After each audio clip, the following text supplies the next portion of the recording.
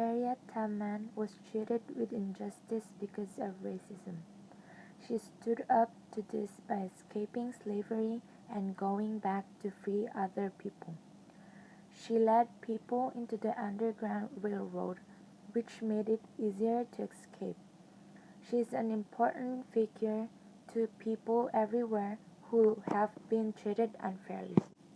She was born in Maryland in 1820. She experienced a lot of rough times while growing up.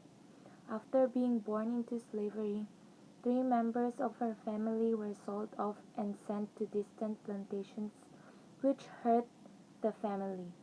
Physical violence occurred daily for Harriet and her family. It wasn't until 1849 when she finally escaped to Pennsylvania.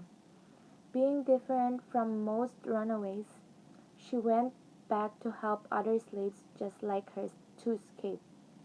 She mostly led freed slaves along Johnny Dobb, the Underground Railroad.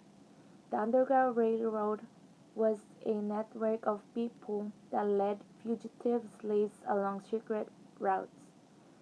In order to get them to places where slavery didn't exist, like the North or Canada, Harriet Tubman led more than 300 people to freedom until her death in 1930. The injustice of Harriet Tubman. Harriet Tubman faced unfair treatment over the course of her life.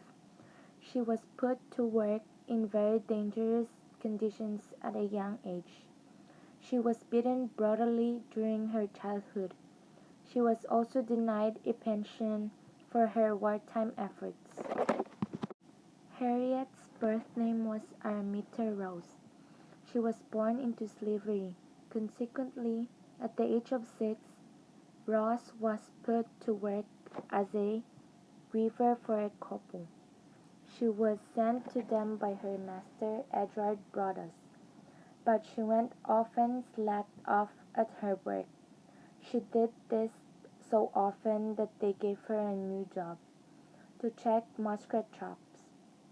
This was a very dangerous job considering that a young child was handling traps that had huge spikes. One wrong move and the trap could come flying upwards, clamping its jaws shut on anything in its path. She was eventually sent back to Edward Broaddus. She was then sent by her master to work for a lady named Miss Susan as a nursemaid, housekeeper, and babysitter. Araminta was to watch over Miss Susan's baby all night. If the baby cried once, she was whipped. She later recounted a particular day when she was lashed 5 times before breakfast. She carried the scars for the rest of her life. Tubman was eventually sent back to the Broaddus after eating one of the women's sugar cubes.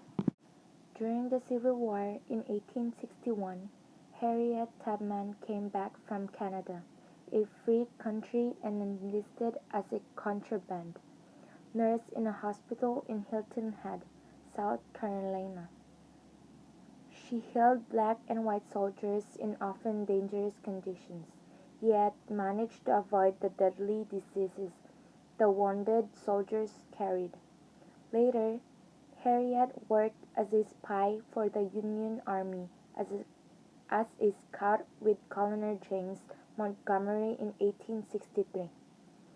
She helped Montgomery organize the Combahee River raid to harass whites and rescue freed slaves. The raids freed nearly 500 slaves. Just about all the freed slaves joined the army. Harriet Tubman received admiration from the military, but received very little payment for her services during the Civil War, only about $200. Also, she only received a pension as the wife of a veteran. Her second husband, Nelson Davis, not because of her service for the military. This was because of her work was secretive. Therefore, it was hard for the government to recognize her efforts. Harriet requested a pension for many years. A congressman even called for a bill stating that she receive a $2,000 pension, but the bill was never passed. Harriet Tubman lived poor for the rest of her life. The reason why it happened.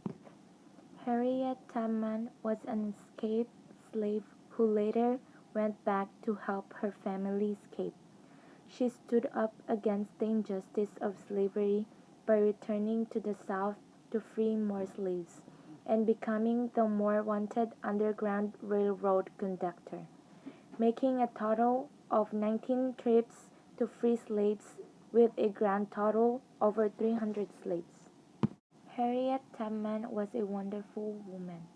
She spent her life rescuing slaves from slavery. What she would do is sneak into plantations in the middle of the night. Then she would take slaves and lead them along the Underground Railroad until they crossed the Mason-Dixon line. After that, they were free. During her time of rescuing slaves, she rescued over 300 of them. She also never lost a single passenger. Fun fact: if a slave wanted to turn back, she would hold a gun to their head and say, "You will live free or die a slave."